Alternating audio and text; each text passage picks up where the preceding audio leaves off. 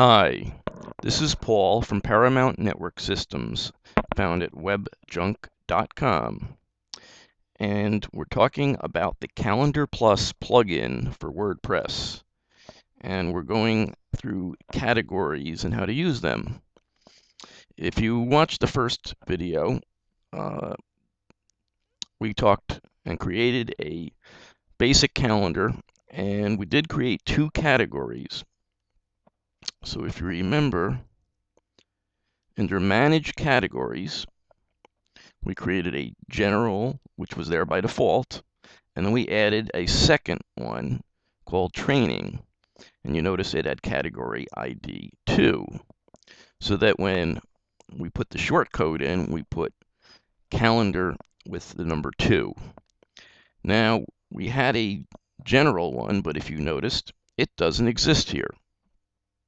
Only the new video one. So now if we go and make a new calendar,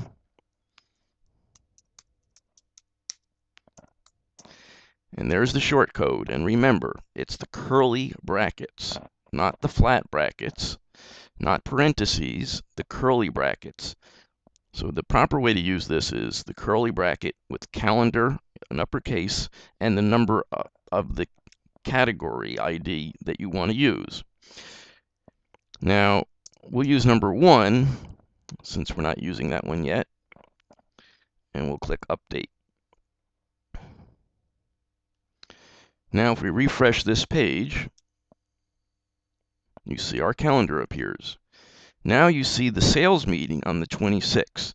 The 27th is empty, but it does exist, and if we refresh the page, you will see that it does exist on this calendar. So if we go back and we want to add another entry, we'll go to Manage Calendar, and let's add another one in the general category, and we'll call this the general entry. Doesn't matter what we call it, just a test. We'll leave the category as general, which is category ID 1, and we'll change the date to the 28th, and we'll click Save. Now if we go back into here and refresh our page here, you'll notice we now have an entry that we just added. Now if we go back to our calendar here and refresh the page, you'll notice it does not appear. This will only show category number 2. This will only show category number 1, all because of the short code. If we change this to 2, it'll duplicate the other calendar. Now if we refresh the page, you'll see it goes back to the same as the other page. Now, of course, the category must exist,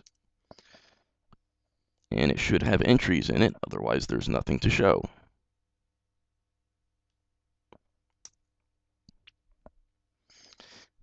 And you can see all those entries are here.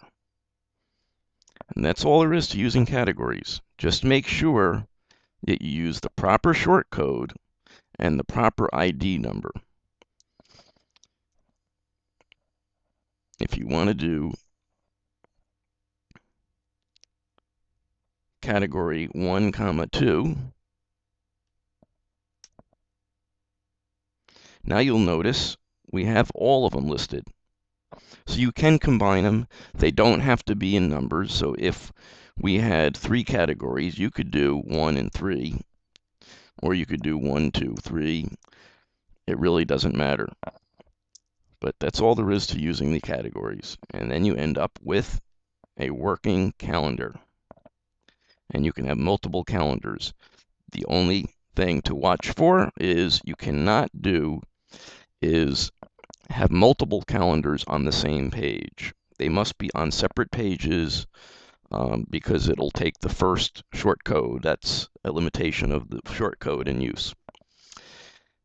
If you need anything else, you can find us at webjunk.com. Thank you for watching.